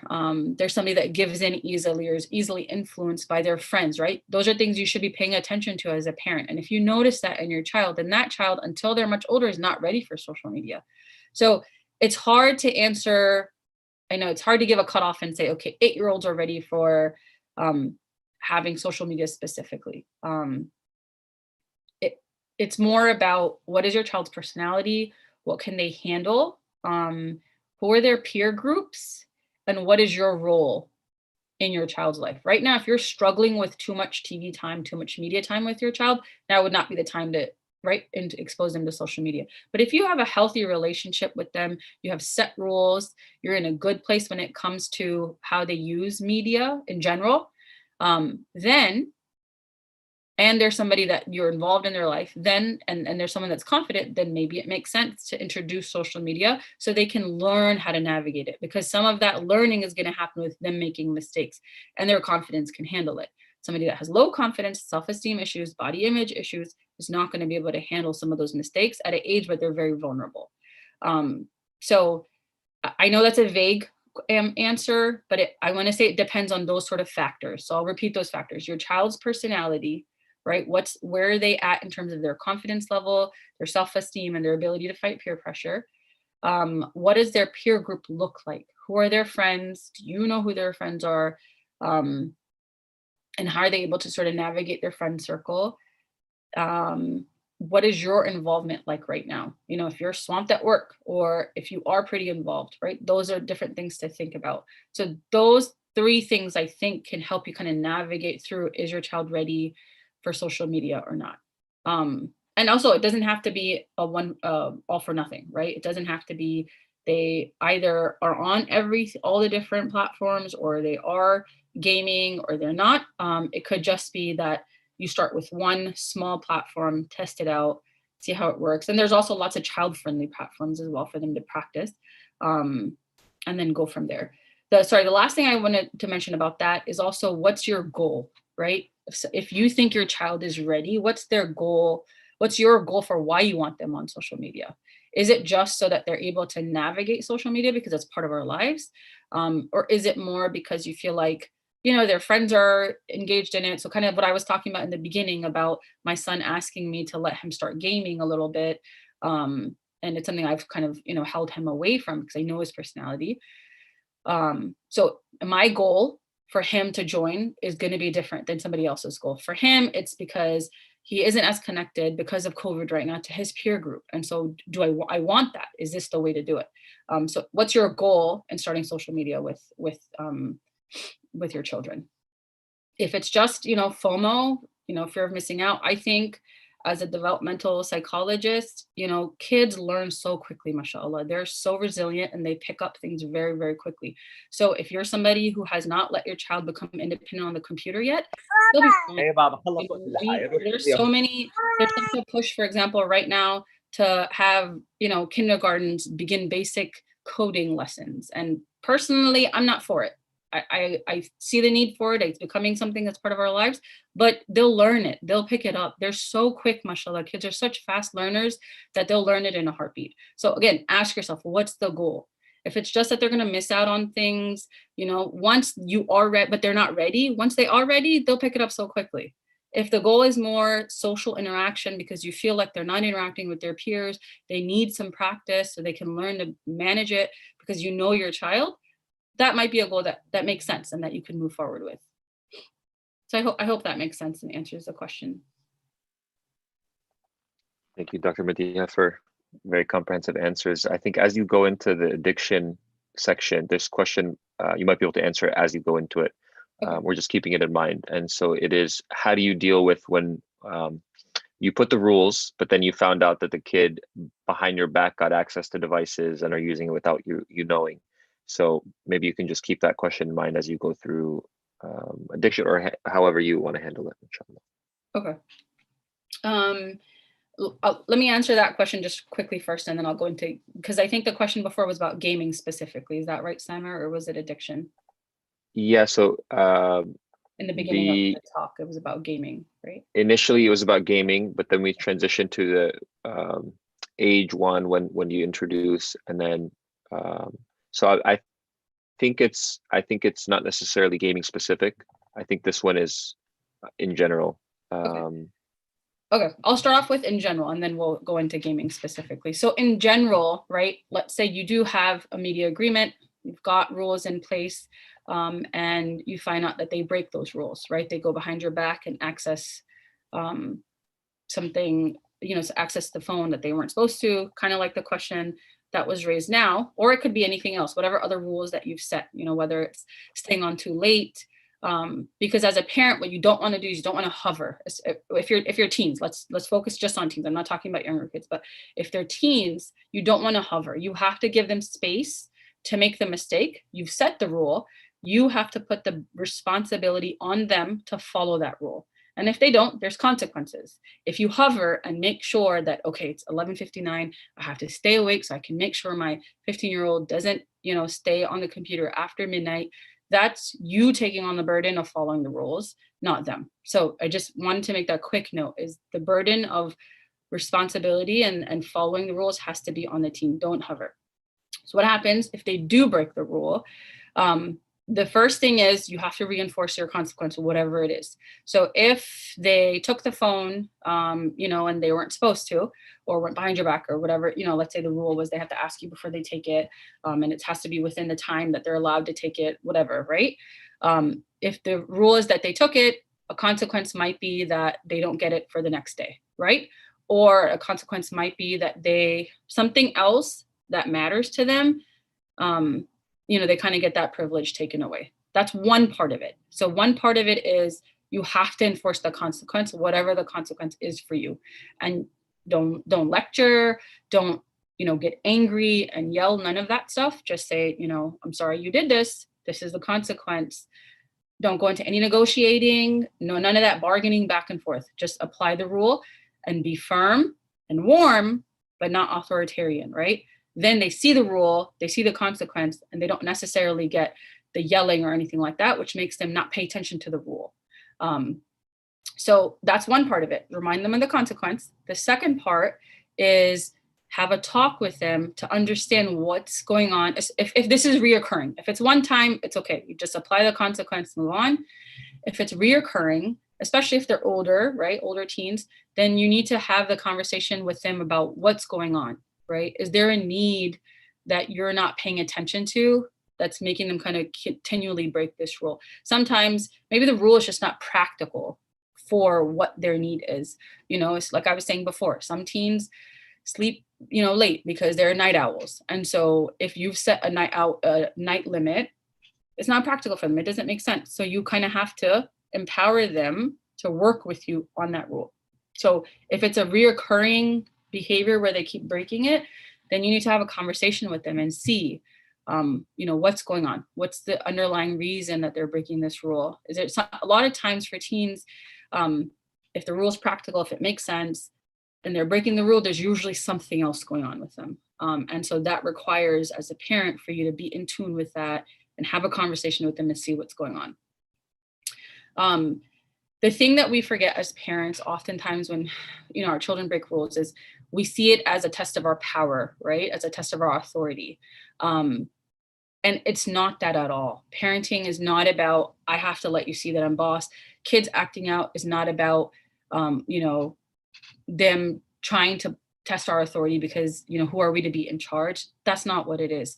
Kids are born to test limits because that's how they learn what the limits are.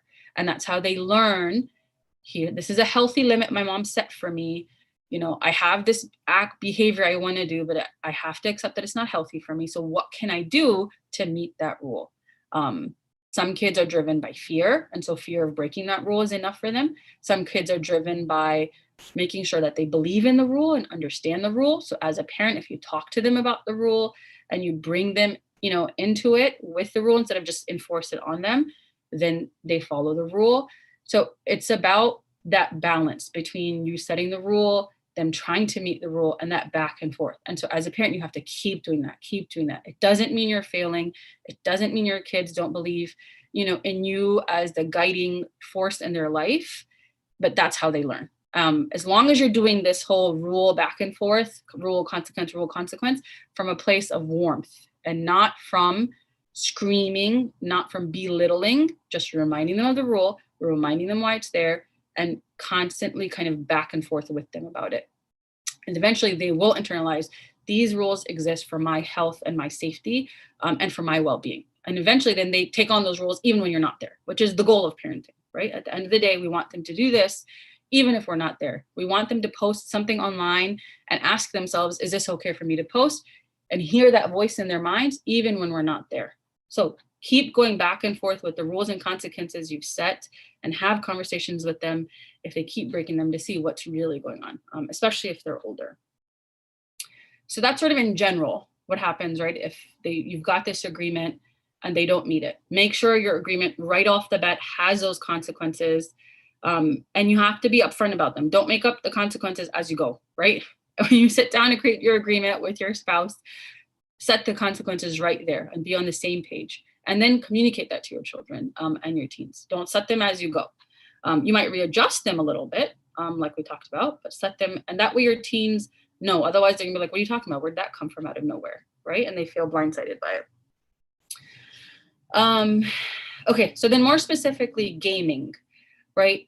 I think the question was what to do if your children and your teens are sort of addicted to gaming, particularly, right? And what can you do about it?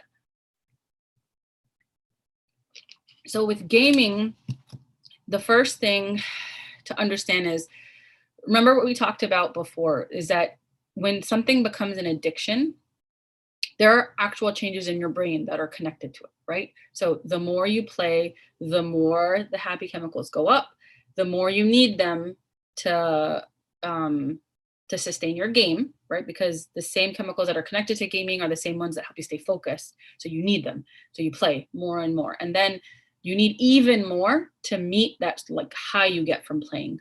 So like I said before, you might change the kind of games that you're playing. So you'll see teens, for example, start off on one kind of platform or one kind of video game, and they change to something else, and they change to something else, and then the time increases, right? So they might used to be okay with just playing an hour, but now they're not satisfied, and that need isn't sort of satiated unless they play 2 hours, and then it becomes 3 hours. So as a parent, you have to understand that there is a change happening inside of them, and there is a real need there. So it's not just them, take away these thoughts in your mind that, oh, he's just lazy. Why can't he just stop, right? Why can't he just stop? That statement is usually what's the number one statement people say for addicts in general, but for gaming, it's the same idea. Why don't you just stop? And sometimes, especially if your child is really, really into gaming, it's not that straightforward. So what can you do when there is a problem with gaming? The first thing is to understand the need. Why does your child, again, have a need to game so much, right? They might have come to it for different reasons, like I was saying before, right? So a lot of teens, for example, who are into gaming, especially there's a lot of research showing that the games where they're playing a lot, playing with multiple players across, it's online, so it could be, across the world that they're playing. Those are even more addictive than sort of regular video games where you're not necessarily connected with other people.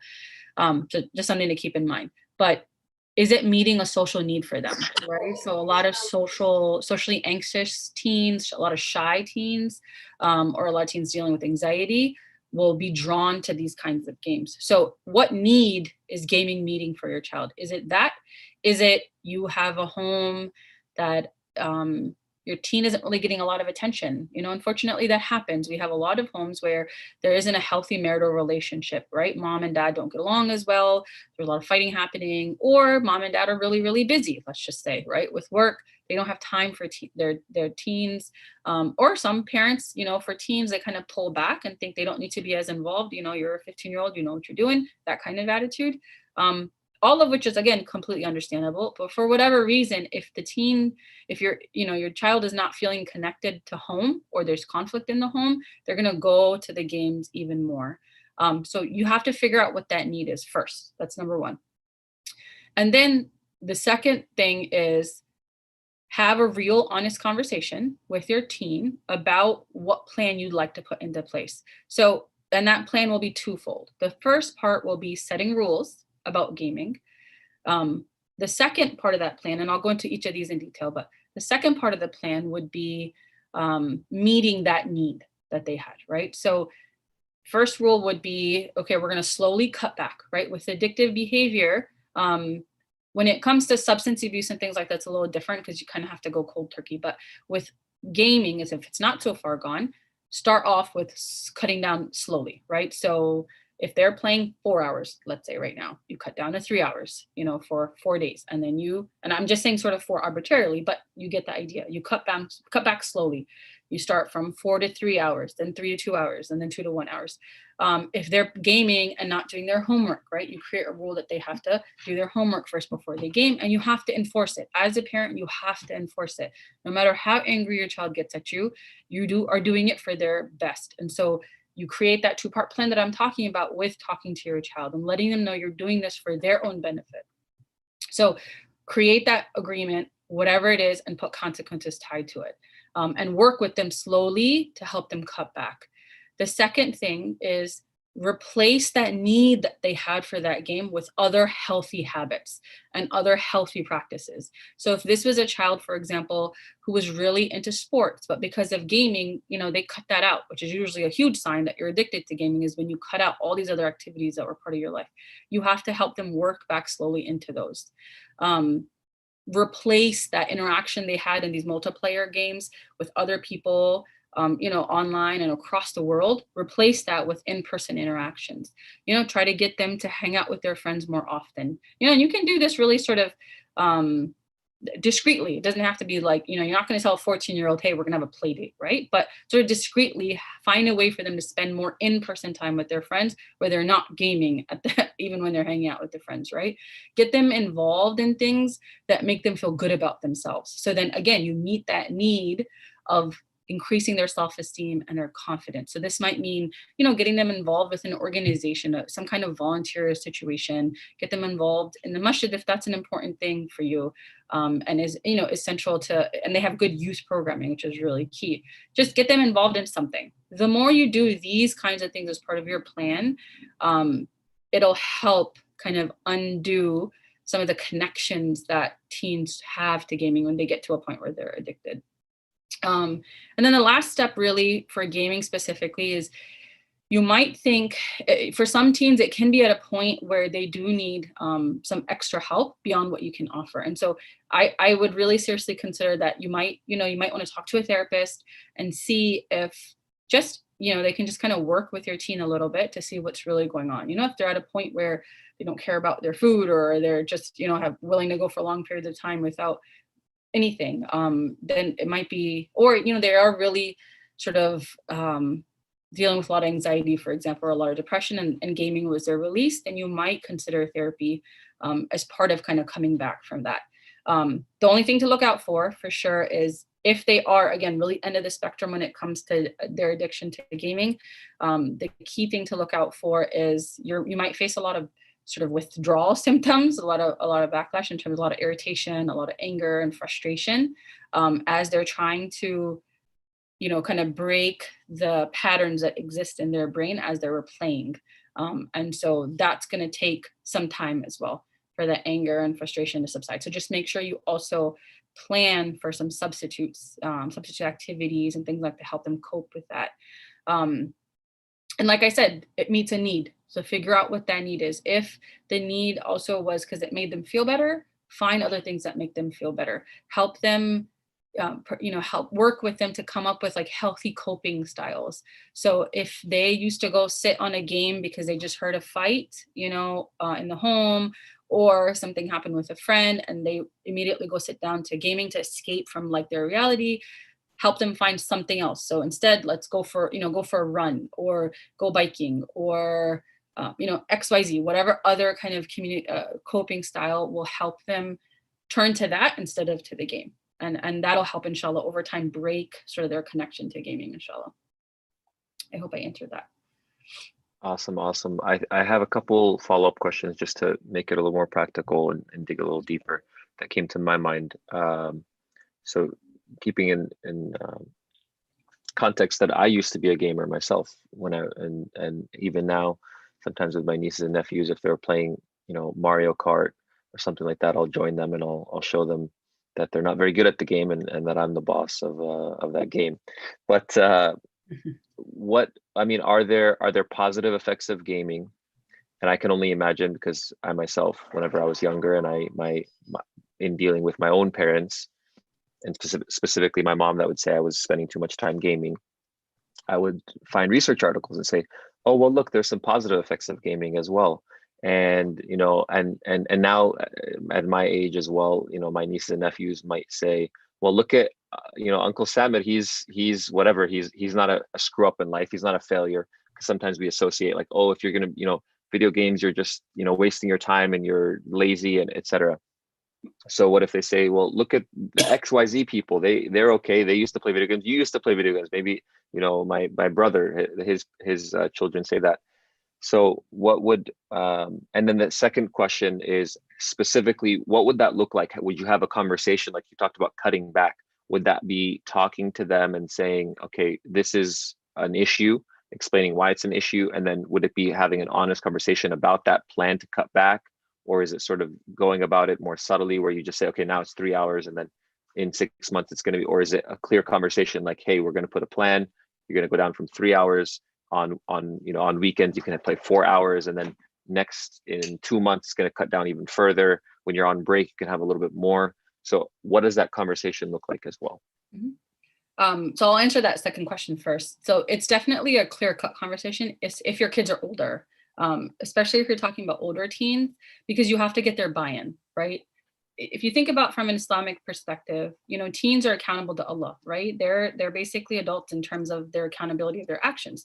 So we have to move away from this framework that parenting for teens is about us enforcing, us putting these rules and making sure they follow them, to teens wanting to do it themselves and wanting to work on their behavior themselves. So that takes time, but the way you do that is you have these clear-cut conversations with them, so you get their buy-in, you get their desire to come in and want to work on these rules with you. And so if teens see you just, in discreetly changing rules over time, then they won't buy in, and then they won't believe in the rule.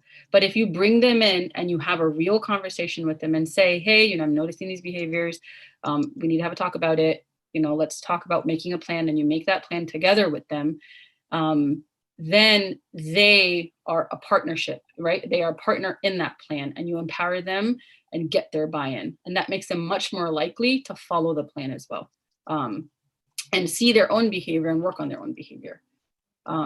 So it has to be a clear-cut conversation, and it'll be a multiple conversation, right? Because no teen is going to just listen to you in the first go, right? So you have the conversation, you create the rules, you work together. Something happens again, you revisit that conversation. And because we're specifically right now talking about gaming and addiction, then you have to revisit that every time, especially if you're talking about kind of breaking the habit slowly. And that slowly part, again, that's dependent on you and your teen. So some teens need cold turkey. That's just how they are. It's their style. And so again, that's also something you gauge as you talk with them. And you say something as simple as like, I'm noticing this behavior. It's really impacting you. And you show them how it's impacting you. Talk to them about that and say, we need to work together to come up with a plan, because this is not okay for you. What do you think would help you? Do you think, first, of course, you have to agree. They have to agree with you, and you do some active, open listening with them. And our website has resources for kind of how to do that. If they're on page with you and they agree, then you go into talking about, let's come up with a plan. Do you think you're the kind of person that wants to just cut it all out, or do you want to cut back slowly? And teens, mashallah, if you give them the chance and you show them that you're going to be open to them, they are very self-aware and they can talk about what will help them. They often don't, because parents usually aren't willing to hear it. So have that conversation. If they don't agree yet, then you revisit it and you talk again until you're on the same page, and then you create that plan and have that conversation very explicitly to get their buy-in, inshallah. I think the first question, Samar, can you repeat the first question? I'm sorry, you had asked two questions. Yeah, so my first question was about some of the positive effects of gaming, and if someone says, well, look at, and I was just discussing in the chat the fact that I played a lot of video games, especially in high school and college, right. And it didn't inhibit my ability to excel in school, and it might have impacted other things. I was wasting, quote unquote, wasting my time. I could have been doing more productive things, but I was still so to young, specifically teenagers that are going to have that conversation and give strong pushback to their parents to the idea of cutting back their gaming. How do you handle that? Yeah. So I have a question for you, Samar, but I'm going to answer one part of it real quick before I ask you a question back. The first part is gaming, of course, is not all or nothing, right? There are absolutely games out there that in moderation, they are not bad for you, right? Gaming isn't only an issue because of the content itself, right? So when people talk about gaming being bad, it's not just because we think, boys are playing games that have so much violence in them, or nudity, or, anger, right? Initially, when research first started looking at gaming back in the day, that's what it was talking about, it's creating aggression in our teens, and it's creating all of that. And again, boys and girls, not just boys, right? Research is shifting away from that gaming it's not just about what people are doing in gaming, it's more about the time management and the impact it has on their lives. So gaming in moderation can be okay. In terms of the content of gaming, there are actually lots of games that are, for example, team building, that also help you learn different skills that actually are good for you, right? When you have to work as part of a team to meet a goal and you're having to interact with people that you haven't met and you have to, navigate the different personalities, those are positive skills that you're learning. The issue more is, does it take over your life? And does it become something that you're tying your self-esteem to and all of your time and attention to? I think that's when it becomes an issue, because it starts to impact the part of your brain that has to do with how you get pleasure out of life. And that's where the danger comes in. And so as an example, like I've played, I didn't grow up playing video games, but I've played, some video games now here and there, like Super Mario Brothers, or there's this really neat like cooking game where you have to, work with a team of 4 to meet, it's kind of like Master Chef, right? And you meet the goals of cooking. So it's neat, it's fun, but because gaming for me is not tied to my time and I don't give it much importance, it's really easy for me to put it down. So if our teens are at a place where they can't put it down, what else is going on in their life that makes that the case, so that you can get them to a point where they are gaming and it's okay, but it's not taking over their life.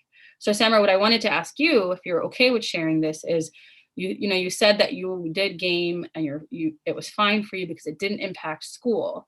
Do you mind sharing for the audience, like why was that? So like for you, why wasn't it something that impacted schooling, which is possible? So in the chat, I was sharing some background as well. There's a difference between gaming with children. I think this specifically, I'm talking about teens, because I was making the distinction, like I see my nieces and nephews, and even from birth, they're exposed to it because their older siblings are on iPad and phone playing, and then it sort of progresses from there, sort of a gateway into, the more official gaming. So as a young, in elementary school, I didn't have any, so as a very, very young child, my older siblings actually played video games, but I didn't. And then there was a period of time where we didn't have any video games. We had, but I would go to friends' houses, sleepovers, or just, social, whatever, things we would be gaming. And so it was a big pain point for me where I really wanted to have a gaming console, and my parents pushed back until I was the summer of my 8th grade year going into 9th grade. And then I finally got it, and I sort of made up for lost time, quote unquote. In high school, I used to play a lot. But at the same time, I was active in sports.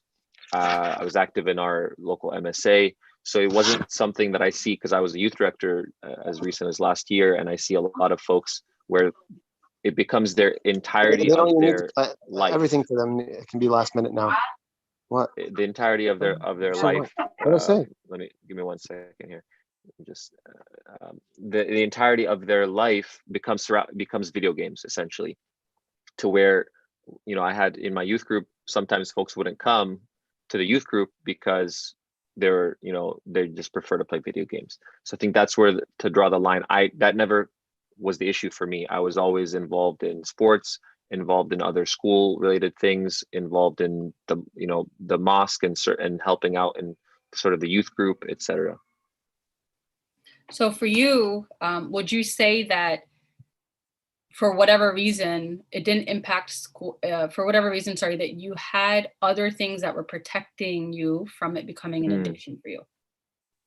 Yeah. So being but that doesn't, other things, Absolutely. having other things in your life that were important to you. And so that's why all of your sort of attention and focus and desire and need didn't shift to gaming. Yep. And that doesn't mean that there weren't times, especially on winter break and summer break, where I would have an 8-hour gaming session or longer. I don't know. But I experienced the same thing that others do, where you're just binging on gaming. And now there's, nowadays kids are also binging, Netflix or even YouTube. YouTube, I would say, is probably the biggest one that parents should also be aware of.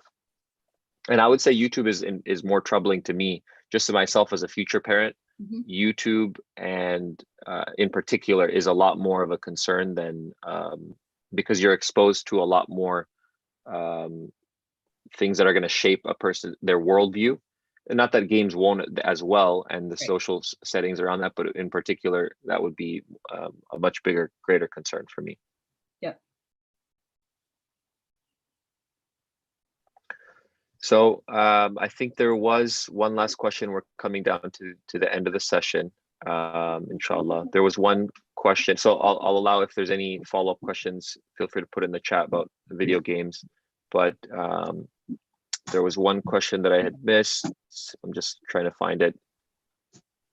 Was how do you deal with peer pressure that comes with having a smartphone at a young age? So that's something I also dealt with as I was sharing, was the fact that all my friends had like an Xbox or a PlayStation, or, you know, and then even whenever I did get a gaming thing, I was disappointed because I got a GameCube that wasn't as the, you know, the level of the Xbox or the PlayStation that some of my friends had.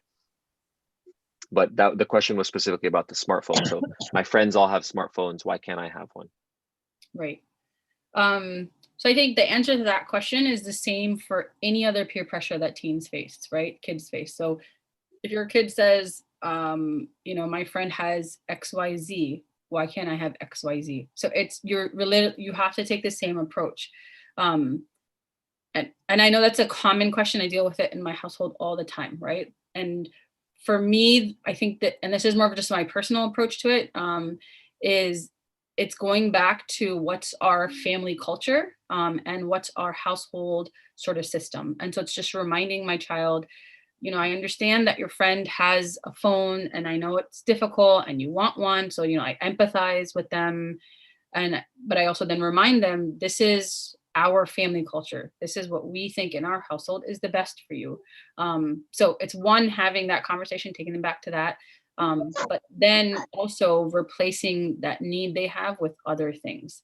So, you know, if they want a phone because they want to be able to talk to their friends, right? So you find another healthy way that they can talk to their friends, whether it's you setting up a Google Meet for them, or you know, setting up, you know, so like, I know, for example, for me because of COVID, like my children, who don't have their own phones, you know, they're all younger, but I set up, you know, like FaceTimes for them on my phone. And so they were able to meet that need of talking to each other, because that's really all my son wanted at that time. And that was his need for a phone. So again, I know that's a simplistic answer, but it's just that idea of see what their need is, what their desire is for that phone beyond just their friend wanting it, and see if you can meet that need. You might not be able to. And at the end of the day, it might just be something your child is going to have to accept if that's what you think is best. But you explain that from a place of, this is for your best. I understand, you know, I know what you're feeling, but this is really what we have to do. And then you try to come up with alternatives. That still kind of makes them feel good about the situation as much as possible. And if not, then your kid might not be happy for a while, but that's what parenting is.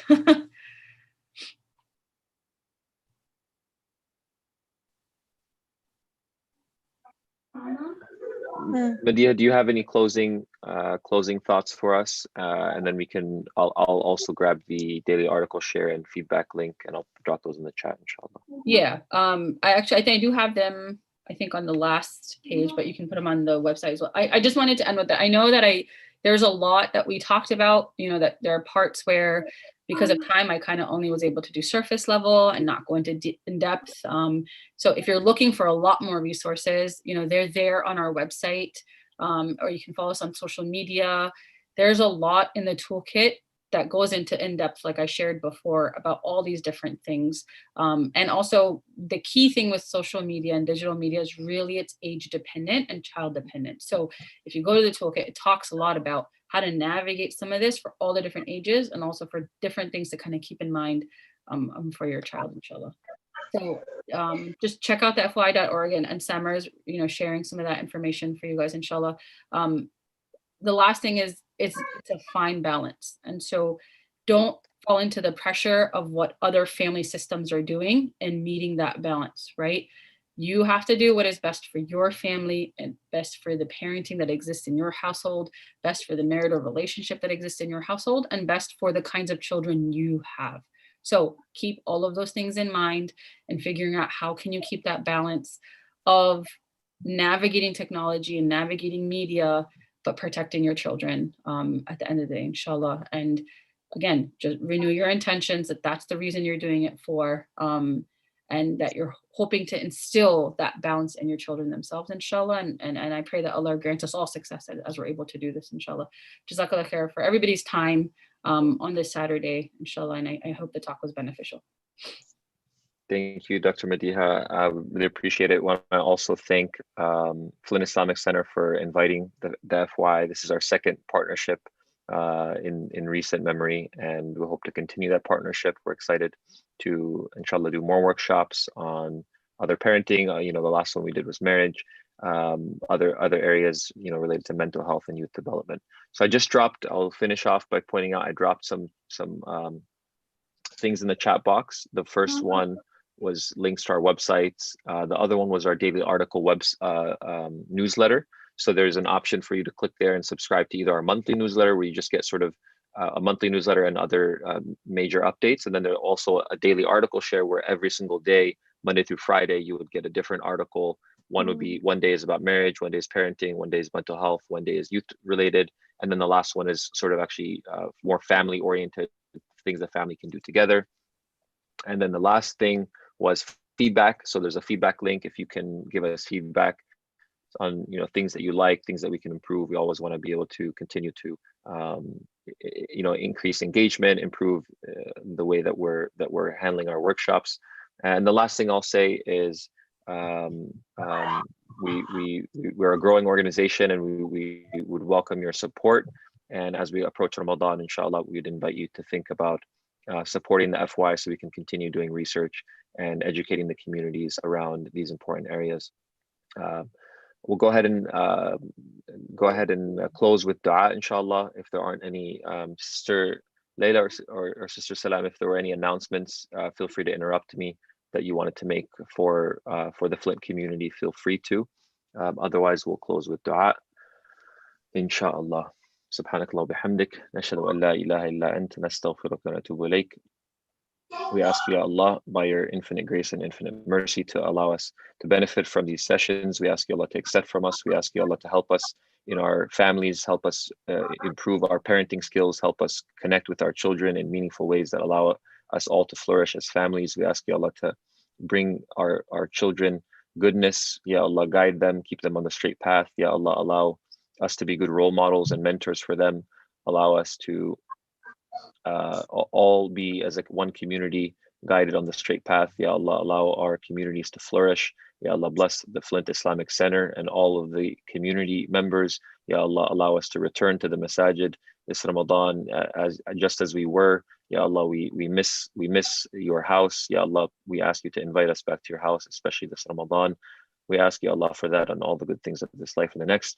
Wa sallallahu ala Sayyidina Muhammad. A'udhu billahi minash shaitanir rajim. Bismillahir rahmanir rahim. Wal 'asr innal insana lafi khusr illa alladhina amanu wa 'amilus salihat wa tawasaw bil haqqi wa tawasaw bis sabr. Jazakumullah khairan, everyone.